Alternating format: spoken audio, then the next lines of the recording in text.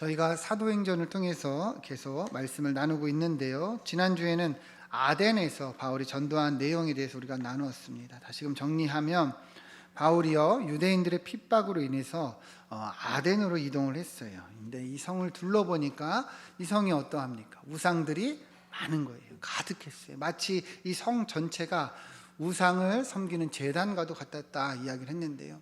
그러니 바울이 어떠한 마음이 듭니까? 이 많은 우상들을 보니 막 마음에 분노가 일어나는 거예요. 왜요?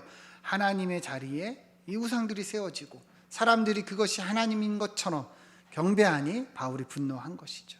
여러분, 그러나 바울은 이 분노함을 어떻게 가지고 나아갔다 했습니까? 오히려 더 전도의 필요성을 느끼고 전도를 해야겠다, 이 감정을 가지고 나아갔다 했어요. 그래서 회당과 여러 장터에서 그렇게 여러 사람들과 변론하면서 복음을 전합니다. 그리고 당시에 에피크로스와 스토아파 사람들을 만나서 쟁론하다 이 아레오바고라는 법정까지 서게 되는데요. 오히려 바울은 이 기회를 통해서 여러 사람들에게 복음을 전하는데요. 어떠한 것으로 접촉점을 삼았다고 그랬죠? 이들 안에 있는 종교심. 이 많은 이 아덴에 있는 우상들을 보며 이들이 이처럼 종교심이 많구나. 그런데 너희는 알지 못하는 신을 경배하니 내가 그 하나님을 알게 하겠다, 그렇게 전한 거예요. 그래서 세상을 만드신 분이 누구이냐, 사람을 지으신 분이 누구이냐, 하나님이시다, 이것을 전하면서 특별히 예수님을 보내사 이 땅에 죽으사 십자가에서 부활하심으로 우리에게 믿을 만한 증거를 주셨으니 회개하고 돌아오라 선포합니다. 기억하시죠? 그래서 이들 가운데 여러 사람들이 이제 주님께 돌아오게 되었다, 우리가 말씀을 나누었습니다. 그리고 이제 오늘 본문을 보면 이 아덴에서 고린도 지역으로 바울이 이동을 하는데요. 우리 1절 말씀을 같이 한번 읽겠습니다. 시작. 그 후에 바울이 아덴을 떠나 고린도에 이르러. 아멘. 이제 바울이 고린도 지역으로 이동을 합니다. 여러분, 고린도 많이 들어보셨죠? 그죠? 우리가 고린도 전후서를 통해서도 많이 알고 있지만 이제 바울이 고린도 지역으로 이동을 한 거예요. 근데 이 고린도는 아덴하고는 좀 이게 특징이 많이 다릅니다. 아덴은요, 앞서 본 것처럼 학문이 발달했어요. 문화가 발달했어요. 그죠? 근데 이 고린도는 항구 도시로서 굉장히 이제 상업과 이 무역이 발달한 지역이었습니다. 매우 부유한 지역이었어요. 그런데 종교적으로 보면은 타락한 거는 거기나 여기나 똑같았습니다. 특별히 고린도에는 그리스 신화에 나오는 아프로디테라는 여신이 있어요. 그 신전이 있었는데요. 여러분, 아프로디테 들어보셨나요? 비너스는 아시나요? 사랑의 비너스, 그죠? 그 여신이 이 아프로디테예요. 근데 여기 신전이 이 고린도 지역에 있었는데 이 신전에 대략 한 1000명 여자의 이 사제가 있었다고 합니다. 근데 이 여사제들이 밤이면 나가서 이 길거리에서 몸을 파는 거예요. 이게 종교적인 의식이었어요. 그러니 여러분 한번 생각을 해보세요. 고린도 지역이 얼마나 문란하고 타락했겠어요. 그죠? 굉장히 음행하고 이 문란한 지역이었다는 거죠. 그러니까 바울이 이곳에 온 거예요. 그래서 바울이 나중에 보면 고린도 전서를 통해서도 이들의 음행을 굉장히 경계합니다. 우리 고린도 전서 5장 9절 10절 말씀을 같이 한번 읽어보겠습니다. 시작. 내가 너희에게 쓴 편지에 음행하는 자들을 사귀지 말라 하였거니와, 이 말은 이 세상에 음행하는 자들이나 탐하는 자들이나 속여 빼앗는 자들이나 우상 숭배하는 자들을 도무지 사귀지 말라 하는 것이 아니나, 만일 그러하려면 너희가 세상 밖으로 나가야 할 것이니라. 아멘. 바울은 뭐라 그래요? 음행하는 자들을 사귀지 말라. 10절에서도 도무지 사귀지 말라, 이렇게 강조를 하고 있어요. 왜 그러는 거예요? 이 지역이 이처럼 음란한 거예요. 그러니까 그리스도인으로서 이 고린도 교회에 이러한 음행이 들어오지 않도록 바울은 경계하고 또 이렇게 경각심을 가졌다는 것을 알 수 있는 거죠. 여러분, 이러한 타락한 도시에 이 바울이 이제 간 거예요. 여기서 이제 복음을 전하고자 하는 것입니다. 자, 이어지는 말씀 2절 3절을 보시면 바울이 이 고린도에 갔는데 여기서 누굴 만나냐?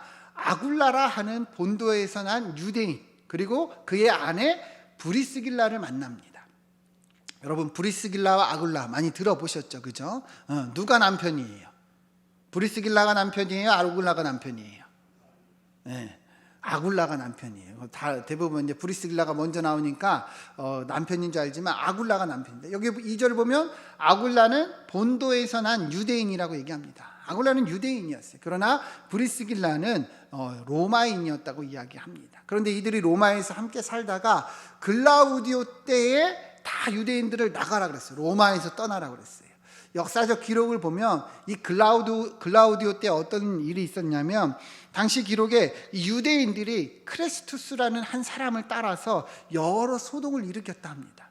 크레스투스라는 사람인데 이게 번역이 잘못된 거예요. 크레스투스는 크리스투스, 그리스도를 뜻하는 말이거든요. 결국에 그러니까 그리스도를 따르는 그리스도인들 때문에 로마 안에서 문제가 많이 발생을 했다는 그런 말인데, 뭐냐, 이때에 이 본토 유대인들, 정통 유대인들 있죠, 유대인들과 그리스도인들 사이에서 분쟁이 계속 일어난 거예요. 왜요? 유대인들은 복음을 어때 합니까? 반대하잖아요. 그죠? 박해하잖아요. 그러니까 계속 소란이 일어나니까 사회적인 문제가 생기니까 이때 로마 황제가 야, 니네들 로마에서 다 나가, 이렇게 해버린 거예요. 그래서 이때에 이 브리스길라와 아굴라도 이 로마에서 나와서 어디로 온 거예요? 고린도로 온 거예요. 고린도에 와서 지금 이제 바울을 만난 것인데, 3절을 보시면 이 바울과 이 부부가 뭐가 같아요? 생업이 같아서 함께 살면서 일을 한 겁니다. 그 생업은 뭐라고 얘기합니까? 천막을 만드는 것이다. 그러니까 둘 다 어때요? 이 일이 같아서 이제부터 함께 살고 함께 지내게 된 것을 말씀하는 거죠. 그래서 성경에 이제 이어지는 여러 부분에서 이 부부가 나중에는 어떻게 되느냐, 바울의 귀한 동역자가 된 것을 알 수 있죠. 그죠? 여러분 다 기억하시죠? 바울의 귀한 동역자가 된 거예요. 왜 그랬을까요? 이 고린도에 오기 전부터 이 부부는 이미 그리스도인이었고, 그리고 바울을 만나서 복음에 대해서 더 깊이 알게 되고, 또 이 바울을 통해서 말씀을 알아가니 신앙이 자라고 성숙해지고, 나아가 바울을 귀한 동역자까지 성장한 것을 알 수 있는 거예요. 그래서 18절을 같이 한번 보시면, 18절을 보면 이 내용이 뭐냐면, 바울이 이제 나중에 고린도를 떠나 수리아 지역으로 이동하는데, 그때 누가 함께 가느냐, 수리아로 떠나갈 때 브리스길라와 아굴라도 뭐예요? 함께 하더라. 이 부부가 어떻게 한 거예요? 바울을 따라서 함께 같이 갔다는 거예요. 여러분, 앞서는 그냥 이 생업을 같이 하는, 어떻게 보면 동업자였어요. 그죠? 동업자. 근데 이제는 뭐예요? 사명을 같이 하는 동역자가 되었다는 거죠. 그러니까 바울을 따라서 함께 이 전도 사역에 동참한 것을 알 수 있는 거죠. 이제는 귀한 바울의 동역자로 이 부부가 바울의 사명을 함께 한 것을 알 수 있는 거죠. 26절 말씀도 같이 한번 읽어보겠습니다. 26절 말씀 시작. 그가 회당에서 담대히 말하기 시작하거늘 브리스길라와 아굴라가 듣고 데려다가 하나님의 도를 더 정확하게 풀어 이르더라. 아멘. 자, 이 브리스길라와 아굴라가 어디까지 성장을 했느냐, 나중에는 하나님의 도를 정확하게 푸는 수준까지 이르렀는데, 이 부부가 설명한 사람, 이 그가 누구냐, 아볼로예요. 여러분, 아볼로 누군지 아시죠?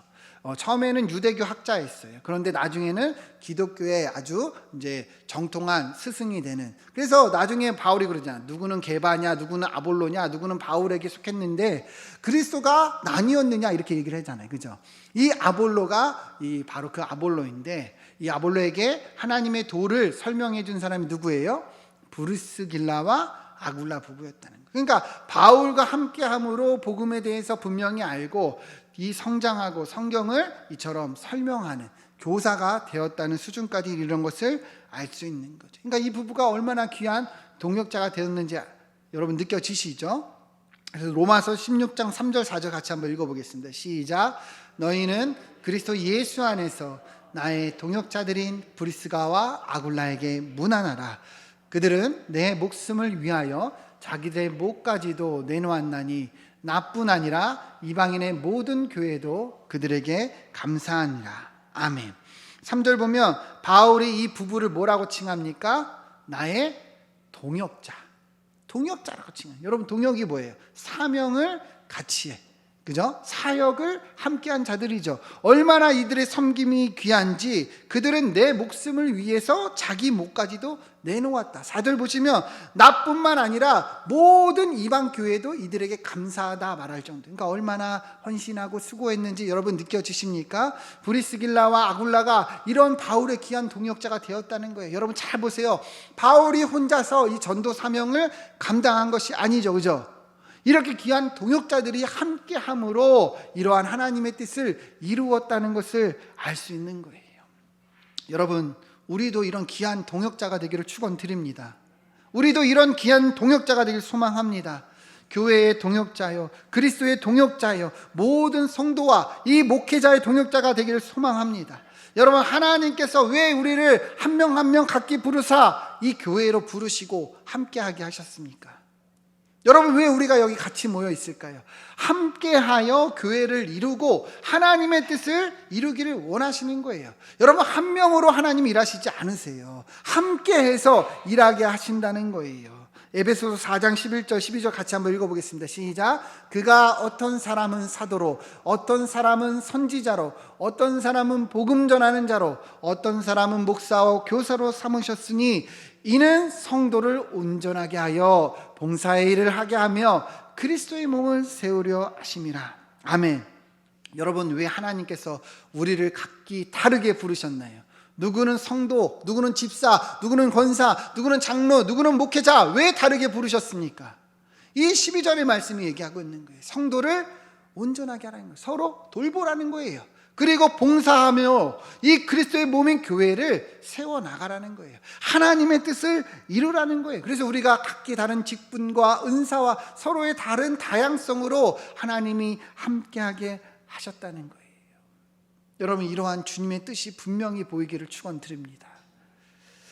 오늘 이 코로나 시기에 참 교회 안에서 뭐 하기가 어려워요. 봉사하는 것도 부담스럽고 교회에서 뭐 하자는 것도 어렵고 정말 무엇 하나 하기가 참 힘든 시기가 된 것 같습니다. 목회자로서 저도 뭘 부탁하기도 굉장히 어렵고 부담스럽고 이제는 봉사의 일이 굉장히 이제 모든 성도들에게 부담이 되는 시기가 된 것 같아요. 근데 저는 굉장히 공감을 해요. 그죠? 공감을 해요. 모이기도 힘들고 만나기도 힘들고 그러니까 뭐 하나 하는 것도 굉장히 어렵죠. 그런데 여러분들, 우리가 이 시대에 더욱더 봐야 되는 것은 하나님이 왜 우리를 부르셨나요? 하나님이 여러분들 왜 부르시고 저를 왜 부르셨는가? 그죠? 네. 이러한 주님의 뜻이 우리에게 선명하게 보여야 되는 거예요. 하나님이 나를 부르시고 직분을 주시고 여러 사명을 주신 것은 이 교회를 세워나가기 위함이다. 성도를 먼저 돌봐야 돼요. 누가 힘이 들고 어려우면 그냥 뭐 또 그런가 보다 이렇게 가면 안 된다는 거예요. 이게 목회자의 이 사명이고 장로님들이 알아서 하시겠지, 이런 부분이 아니라는 거죠. 그죠? 교회에 여러 봉사의 일이 있습니다. 누가 하겠지, 나는 뭐 나이도 많고 힘들고. 여러분, 이렇게 해서는 교회가 세워질 수 있습니까? 없습니까? 없다는 거예요. 여러분, 저는 우리가 오늘 이 말씀을 통해서 분명하게 여러분들 마음에 하나님의 뜻이 선명히 보이기를 축원드립니다. 하나님이 왜 우리를 부르셨을까요? 왜 우리를 함께 하셨을까요? 이렇게 서로 동역하고 교회를 세워 나가기 위해서라는 거예요. 여러분, 바울이 결코 혼자서 자기 사명을 감당하지 않았어요. 이처럼 실라와 디모데와 이 브리스길라와 아굴라라는 부부가 함께 했다는 것을 여러분들 기억하시길 소망합니다. 여러분, 우리도 함께 합시다. 함께하고 힘을 합쳐서 교회를 이루고 그리고 이 봉사일을 통해서 주님의 뜻을 이루어 나가기를 축원드립니다. 우리 4절 5절 이어지는 말씀 같이 한번 읽어보겠습니다. 시작. 안식일마다 바울이 회당에서 강론하고 유대인과 헬라인을 권면하니라. 실라와 디모데가 마게도냐로부터 내려오매 바울이 하나님의 말씀에 붙잡혀 유대인들에게 예수는 그리스도라 밝히 증언하니. 아멘. 자, 이제 바울이 이 고린도에서 안식일마다 4절을 보면 이제 회당에서 복음을 전한 거예요. 그러니까 안식일마다 전한 거면 평일에는 뭘 했을까요? 천막을 만들고, 그죠? 생업을 했겠죠. 그런데 5절을 보면 이제 실라와 디모데가 마게도냐로부터 옵니다. 이 아덴에서 바울이 오라고 했잖아요. 근데 고린도에서 이제 오게 된 거예요. 근데 이들이 옴으로 하나님의 말씀에 바울이 붙잡혀 예수님을 밝히 증언하였다 이렇게 얘기를 하는데요. 이 의미가 뭐냐? 이 동역자들이 오니까 바울이 이렇게 하나님 말씀에 붙잡혔다 이렇게 표현하는데, 원어로 보면 이 의미는 이제 바울이 말씀 사역에 이제 전념하게 되었다는 거예요.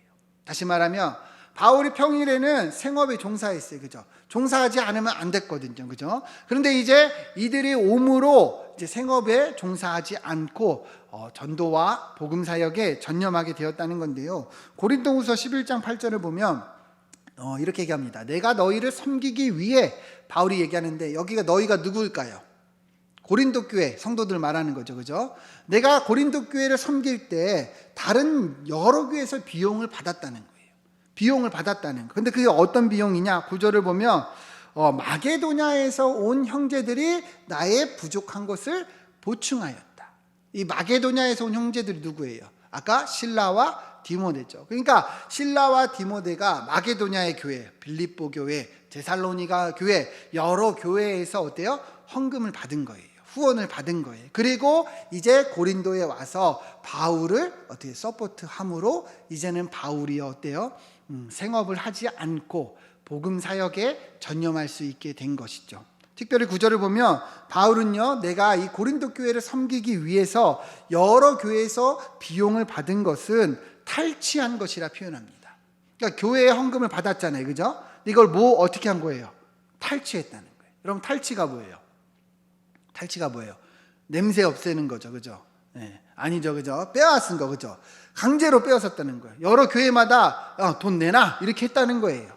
왜 바울이 이렇게 표현을 할까요? 그만큼 강조하고 있는 거예요. 여러분, 전도 사역과 말씀 사역을 하는데 교회가, 성도가 함께 돕고 후원하는 것이 이처럼 당연하다는 것을 돌려서 얘기를 하는 것이죠.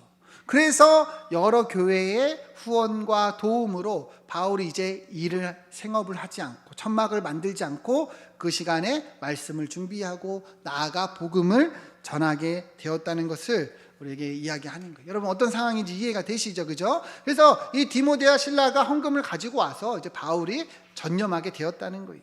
여러분, 그러면 오늘날에는 우리가 어떨까요? 오늘날에도 여러분, 많은 목회자들과 선교사님들이 이처럼 일과 사역을 병행하고 있습니다. 일과 사역을 병행하고 있어요. 여러분, 그거 우리가 어떻게 봐야 될까요? 잘하는 걸까요? 못하는 걸까요?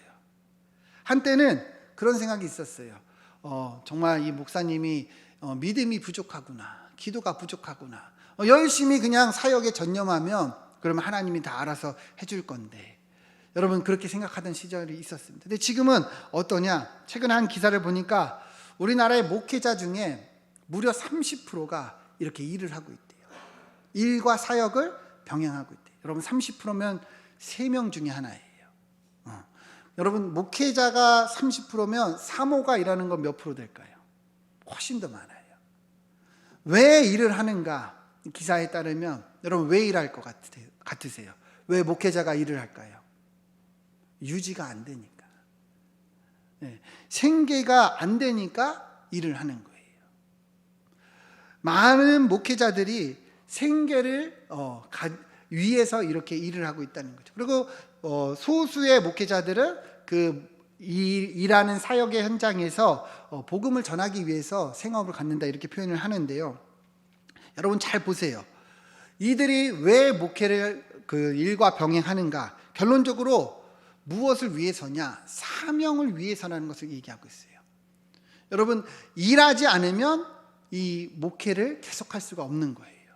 일하지 않으면 목회가 유지가 되지 않는 거예요. 그러니 어떻게 하는 거예요?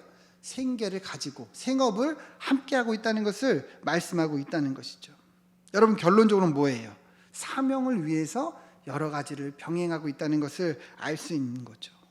오늘 본문에서 바울의 상황과 똑같은 거예요. 동일한 거예요. 여러분, 바울이 어떻게 사명을 감당했습니까?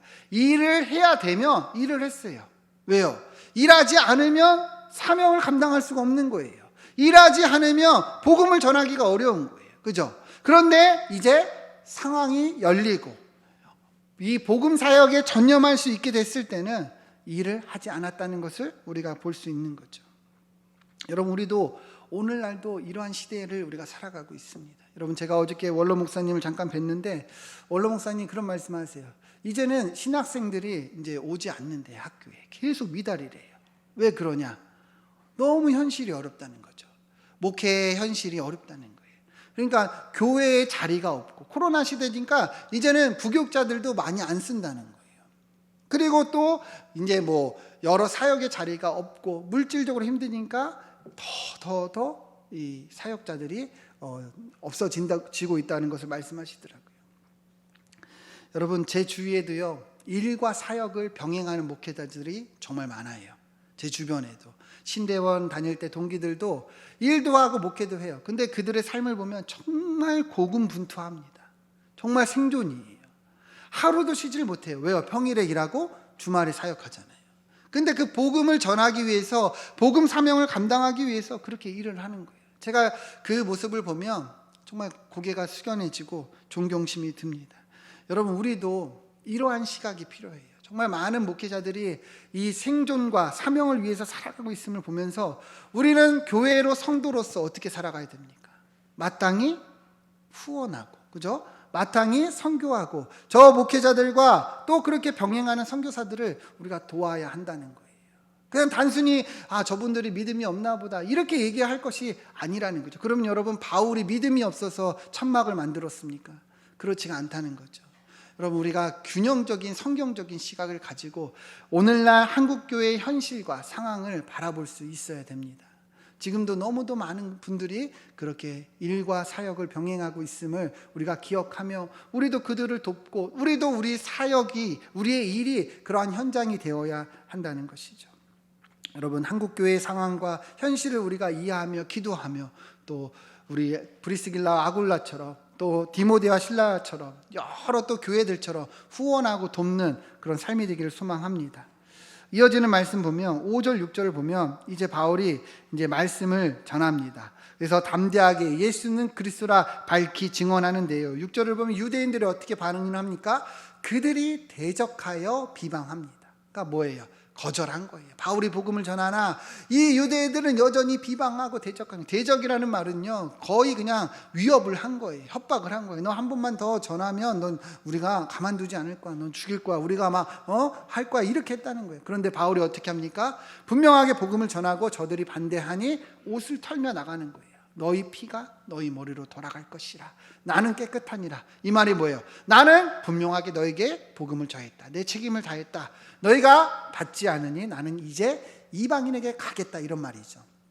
이 말은요 바울이 에스겔서의 말씀을 인용한 건데, 에스겔서 33장 4절 5절을 보면 잘 보세요 여러분. 그들이 나팔 소리를 듣고도 정신 차리지 않으니 그 임하는 칼에 제거함을 당하고 그 피가 자기 머리에 돌아갈 것이라 얘기합니다. 여러분, 나팔 소리가 뭐예요?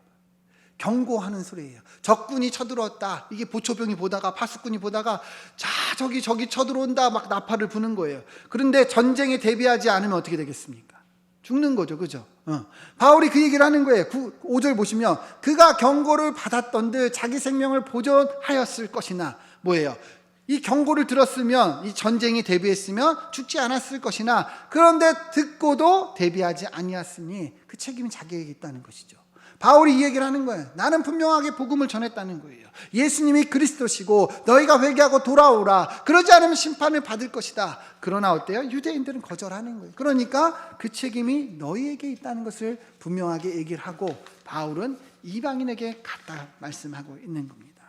여러분, 우리도 경각심을 갖길 소망합니다. 이 마지막 때예요. 그죠? 분명하게 하나님께서 우리에게 보여주고 있습니다. 그래서 우리가 이 말씀으로 깨어 있어야 되는 거예요. 7절 8절 보시면, 그래서 바울이 정말 이방인에게 가요. 거기서 옮겨 하나님을 경외하는 디도 유스도라 하는 집에 들어갑니다. 이 유스도라는 이름이 이 로마식 이름이에요. 근데 이 사람이 이방인인 것을 알고 있죠. 이방인 중에는 이처럼 예수님을 믿어서 이렇게 바울을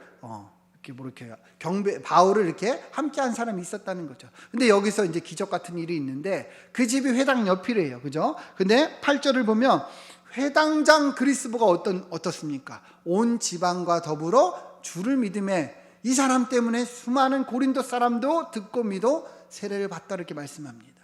그러니까 거의 대부분의 유대인들은 이 복음을 대적하고 비방하고 박해했어요. 그죠? 그런데 아주 소수의 유대인들도 어때요?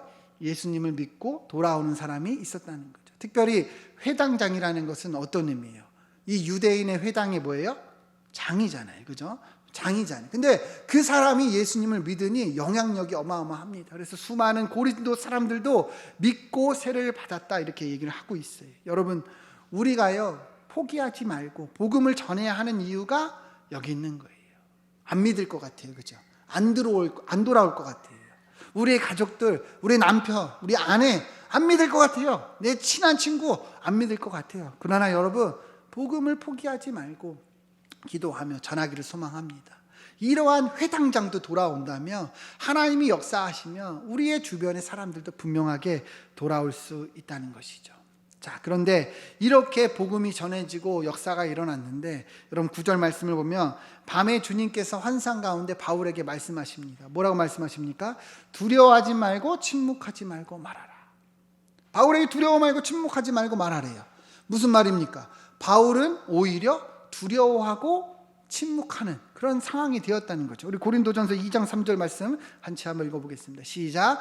내가 너희 가운데 거할 때에 약하고 두려워하고 심히 떨었노라. 아멘. 여러분, 바울이 그렇게 고백하고 있어요. 너희 가운데 있을 때, 이 고린도에 있을 때 이러한 일이 있었다는 거예요. 자기는요 무서웠다는 거예요. 심히 떨었다는 거예요. 왜 이런 일이 있었을까요? 아마도 여러분, 이 바울이 이 고린도까지 오는 한번 이 여정을 둘러보세요. 정말 많은 유대인들이 협박하고 위협하고 계속 쫓아왔잖아요. 그죠? 바울이 계속 피신했잖아요. 그리고 고린도에 와서 복음을 전했는데 회당장이 믿게 됐어요. 이 사람이 믿으니 영향력이 대단합니다. 그러니 유대인들이 가만히 있었을까요? 가만히 있지 않았을까요? 가만히 있지 않았겠죠. 너 바울, 너 내가 가만두지 않겠어. 우리가 죽일 거야. 이렇게 위협을 한 거죠. 그러니까 어때요? 바울이 두려운 거예요. 계속 그러한 여정 속에 살아왔는데 이제 또 이러한 일이 일어나니 두려운 거예요. 그러나 여러분, 주님이 뭐라 말씀하신지 보시길 바랍니다. 10절 11절 같이 한번 읽어보겠습니다. 시작. 내가 너와 함께 있음에 어떤 사람도 너를 대적하여 해롭게 할 자가 없을 것이나 이는 이 성중에 내 백성이 많음이라 하시더라. 1년 6개월을 머물며 그들 가운데서 하나님의 말씀을 가르치니라. 아멘. 여러분, 하나님께서 뭐라고 말씀하세요? 내가 너와 함께 있을 것이라. 내가 너와 함께 있을. 바울아, 두려워하지 말고 담대하게 말씀을 전해. 내가 너와 함께 할 것이니까 너를 대적하고 해롭게 할 자가 아무도 없을 것이야. 담대하게 말씀을 전해. 이렇게 이야기했다는 것이죠. 그래서 바울이 어떻게 된 거예요? 회복해서 거기서만 1년 6개월을 머물면서 복음을 전했다는 거예요. 사랑하는 여러분, 우리도 이 말씀이 큰 위로가 되길 소망합니다. 힘이 되길 소망합니다. 그리스도인으로 사는 거 어려워요. 그죠? 이 코로나 시기에 참 정말 어디 가서 저는 목사라고 하는 것이 참 부담스러울 때가 있어요. 그냥 교회가 뭔 코로나의 그 온상지처럼 막 바라보고 왜 교회 가냐 이렇게 얘기하는 사람 많아요. 여러분들도 그럴 거예요. 그죠? 직장 가운데서 교회 갔다 왔어요? 뭐 이렇게 얘기하는 사람들이 있을 거예요. 참 힘들어요. 그죠? 여러분, 그러나 하나님이 우리에게 내가 너와 함께하고 있을 거야. 그러니 두려워 말고 담대하게 나아가라 말씀하시는 이 은혜가 있길 소망합니다. 여러분, 두려워하지 마세요. 다 때가 되면 하나님의 뜻이 이루어질 줄 믿습니다. 우리는 뭐 대적하고 싸울 필요 없어요. 교회에서 무슨 뭐가 나왔어 이렇게 목에 핏줄 세우면서 싸울 필요 없다는 거. 왜 그렇습니까? 진리는 반드시 승리합니다. 우리가 그저 겸손하게 이 사랑을 실천할 때 오히려 저들도 알게 되는 거예요. 여러분, 그리스도인으로 사는 거 쉽지 않지만 하나님이 우리와 함께 하심을 기억하면서 이번 한 주도 승리합시다. 우리에게 주어진 사명, 바울이 그렇게 묵묵하게 계속해서 갔어요. 바울도 힘들어할 때가 있었어요. 괜찮아요. 우리도 힘들어할 때도 있고 어려울 때도 있지만 하나님이 함께 하심을 기억하면서 이번 한 주도 담대함으로 우리 사명을 감당하길 주님의 이름으로 축원드립니다. 함께 기도하겠습니다.